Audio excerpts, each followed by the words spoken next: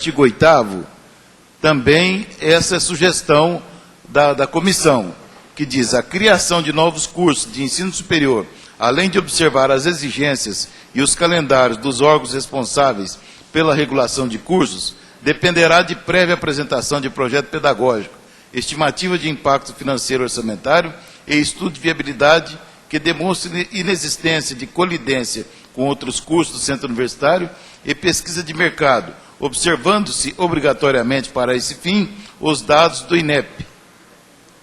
Certo? Também, na minha opinião, muito boa a sugestão.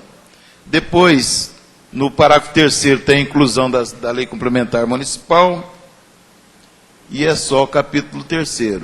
Professor, com licença só um minutinho, só para esclarecer para a comunidade, que quando nós colocamos, a comissão colocou isso, foi quase que unanimidade entre nós, a gente só discutiu a questão da redação, pelo seguinte: isso aí está diretamente ligado à criação de cursos, como aconteceu nesse colegiado em 2008 e 2009.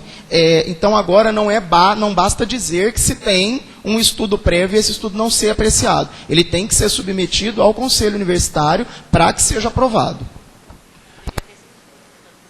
Perfeito. Então, quanto ao somente depois aberto o curso.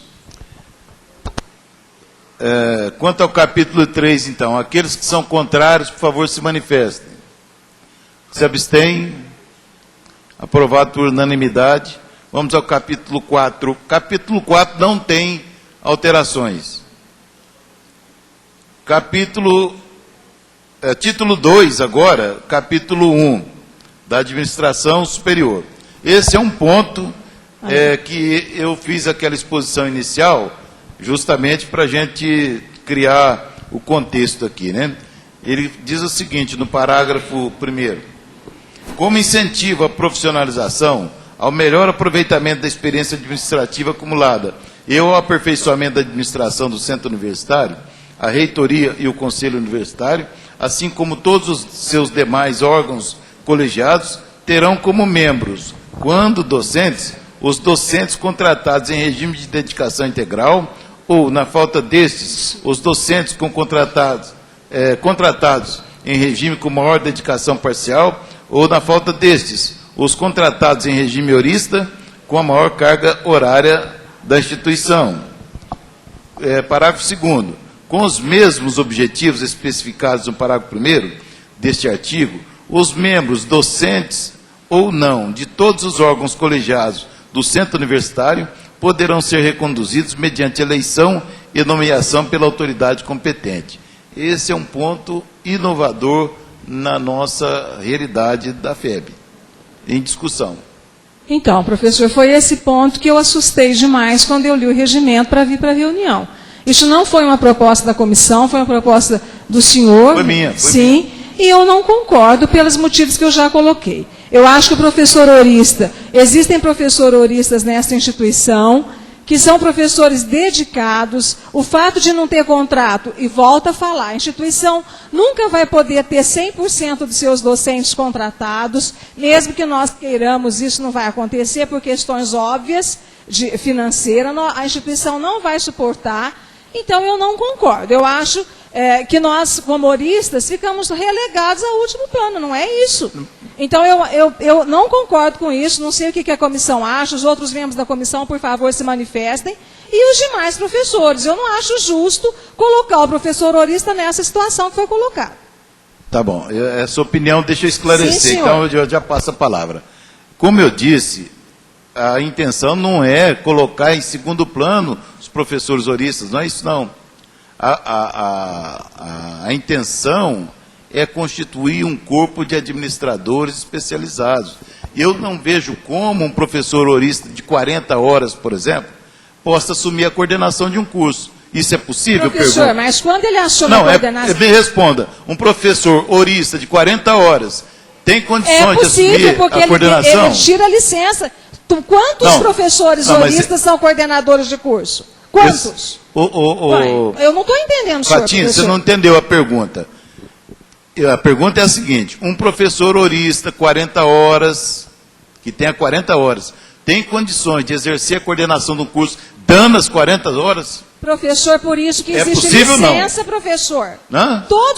Muitos coordenadores nossos tinham 40 horas. E Não, eles mas eu tiraram estou licença. perguntando se é possível exercer a coordenação e, ao mesmo tempo, ficar 40 horas em sala de É aula. lógico É isso que eu não, estou perguntando. mas isso não significa que o professor vai ficar com 40 horas. Não, mas eu estou dizendo é que tem que Ué, ficar. mas da forma que o senhor colocou aí, o professor horista não vai poder ser coordenador Não, de curso. pode, é só ele passar para o regime de parcial ou Mas integral. isso não existe, professor. Ele pode ser coordenador, ele pode ganhar a coordenação tendo 40 horas. O que vai acontecer? Ele vai tirar a licença, professor. É direito do mas então é funcionário. isso. Ele vai tirar licença. mas é direito. Ele não vai ter, ele não vai lecionar 40 horas. É esse que é o ponto. Mas, professor, do jeito que o senhor está colocando, o senhor está tirando o direito do professor horista ser coordenador de curso, professor. Não. E de participar dos Eu só órgãos estou colegiados. eu só estou dizendo que aqueles que são dedicação integral ou parcial têm preferência Mas está com errado, relação ao professor, horista. está errado. O Bom, senhor está eu gostaria de priorizando. ouvir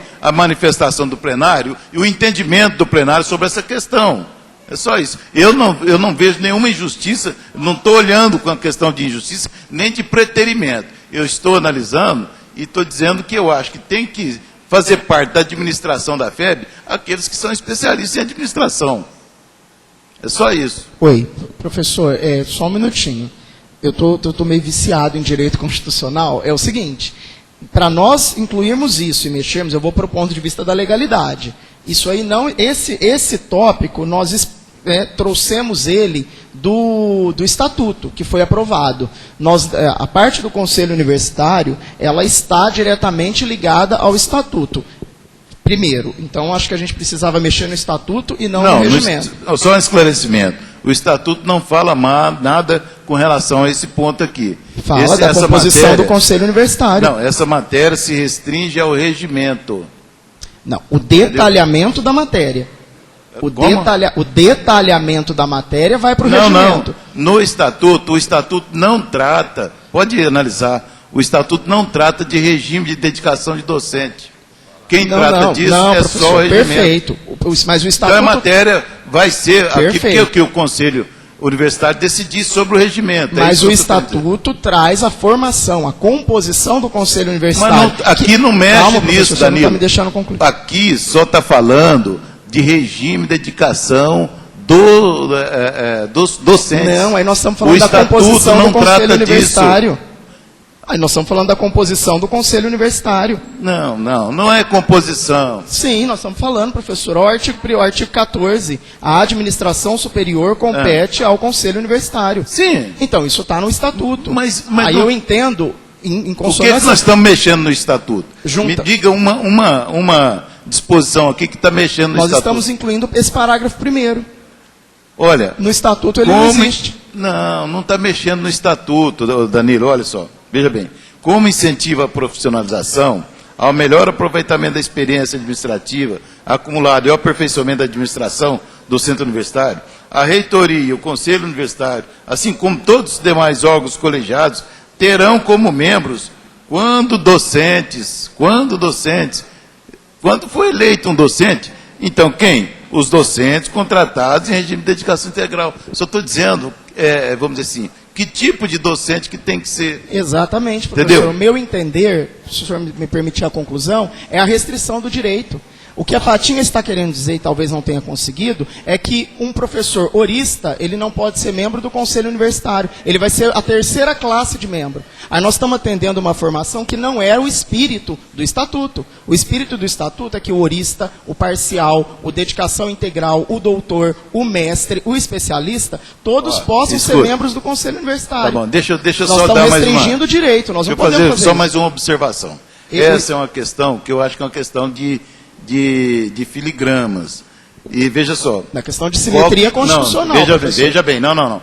O que nós estamos pretendendo é profissionalizar a administração da FEB para aproximá-la das instituições particulares, que você mesmo defende. Então, nós não podemos aqui ficar procurando pelo e ovo para poder impedir isso, entendeu? Nós temos que ver aquilo que vai justamente profissionalizar a FEB. Agora, já vou dizer de cara, é o Conselho Universitário que decide Eu não vou, eu estou defendendo a minha opinião, Perfeito. no sentido de profissionalizar, de garantir flexibilidade, agilidade à FEB, né? Agora, se o E eu Consul estou, entender que não aqui, deve... defendendo a minha, a do Serginho, tentando achar um contraponto entre a do senhor e a da Fatinha. Nós temos também, aqui está se especificando a montagem do Conselho Universitário, privilegiando os professores, buscando a profissionalização. Concordo com o senhor. Mas o espírito do estatuto não é esse. Mas... O espírito do... Só um minutinho, Cici. O espírito do estatuto é que o especialista participe. Nós tivemos vários especialistas aqui, excelentes, com participação muito mais pontual e primorosa do que doutor. Nós tivemos aqui doutores com participação extraordinária. Isso não está sendo questionado certo, aqui, Cici, mas eu estou tentando explicar para vocês o que a Fatinha quer dizer. Entendeu? E eu estou tentando achar um meio fio. Sim, mas vamos ser pontuais. Espera só um pouquinho, fazer uma proposta de mudança de redação aqui. Isso, aqui, olha, esse ponto que aqui, tem que você chegar. Como incentivo à profissionalização, ao melhor aproveitamento da experiência administrativa acumulada e ao aperfeiçoamento da administração do centro universitário, da reitoria e do centro universitário, assim como todos os seus demais órgãos colegiados terão como membros, quando docentes, a seguinte ordem de preferência.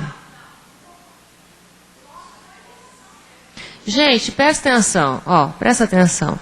A forma de nomeação... Peraí. A forma de nomeação do coordenador já fala lá que é por eleição e tem que ter 20 horas de dedicação. Ele automaticamente vira tempo integral. Vocês concordam? Uma pessoa que é eleita como coordenador, ela já se torna tempo integral. Porque é uma exigência regimental que ela tenha 20 horas de dedicação fora de sala de aula. Não é isso? Então, a hora que ele se torna... Isso é antes, Fatinha. Antes. Quando ele se torna eleito como coordenador, ele já se torna automaticamente tempo integral.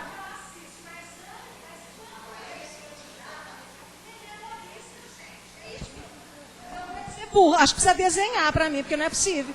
Quando o professor, um professor horista de 40 horas, ele não pode ser candidato à coordenação? Pode. Tá bom. Mas do jeito que está aí, ele não vai poder. É isso que eu estou falando. Ou não é isso, gente? Chama um professor de desenho, desenha para mim, então. Mas, gente, peraí. Ele só se torna membro do colegiado quando ele é eleito. Aí, quando ele já é o coordenador, ele foi eleito, ele já passa a ser integral. Então, ele já faz parte. Sim, minha querida, mas preste atenção para ele ser candidato. Ele é horista, ele não pode se candidatar, porque o outro é preferência. Fatinha, esse artigo não fala de candidato à coordenação de curso, Fatinha. Esse artigo não está falando de coordenação. E coordenação é órgão colegiado, não. Fatinha? Coordenação é órgão de uma pessoa, não é colegiado. Está falando de órgão colegiado aqui só. Para se candidatar, gente, olha, a coordenador, parte... pelo que eu entendi, para se candidatar a coordenador não tem que ter integral, não é isso? Isso aqui é para ser membro de conselho. Eu queria falar. Pode, gente, olha, presta atenção, uma coisa é o órgão executivo, outra ordem é o colegiado. O que está escrito aqui é a composição como membro de órgão colegiado. O que eu estou dizendo é, o coordenador... Foi alterado o requisito para ser coordenador? Está escrito lá que ele tem que ser integral ou parcial para poder concorrer à coordenação? Aí eu concordo, que não pode. Mas lá não mudou. Então, a hora que ele é eleito coordenador, automaticamente ele se torna tempo integral, gente. Posso falar, gente? Por isso que deveria colocar. Sim, se nós temos os representantes de curso. A Fatinha, por exemplo, ela não está aqui porque ela é coordenadora. Ela está aqui porque ela é eleita pelos pares dela, dentro do curso de engenharia civil, para ser representante do curso. Nós temos uma conta proporcional. Me dá o direito à fala. Nós temos o coordenador. É isso que você não está entendendo, eu estou tentando falar desde o começo. O órgão colegiado, ele tem o coordenador do curso, o vice-coordenador, muitas vezes, eleito pelos seus pares, e mais um professor. Isso é o caso da Fatinha, isso é o caso do Douglas, isso é o caso do Leandro. Eles são representantes de curso. O horista fica excluído. Cláudio. Eu estou querendo falar aqui meia hora. Bom dia. Boa tarde já, né? Professor, eu gostaria